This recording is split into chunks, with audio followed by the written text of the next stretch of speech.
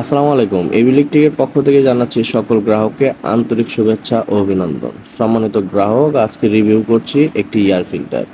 যাদের একটি যাদের কারখানায় একটি বয়লার মেশিন আছে বা এয়ার ফিল্টার একটা মেশিন আছে, বাতাসের একটা মেশিন আছে, তারা এই জিনিসটাকে চিনেন। এটাকে একটা এয়ার ফিল্টার বলে বা অনেকজনে এয়ার রেগুলেটরও বলে।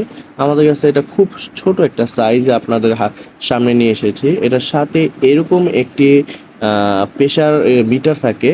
আর এই মিটারটা কিন্তু খুবই ছোট পরিমাণ। আর এটার সাথে এরকম একটা ক্লাম থাকে। এটা যদিও এসএস এর কালার, কিন্তু এসএস না, এটা একটা মেটালের তৈরি।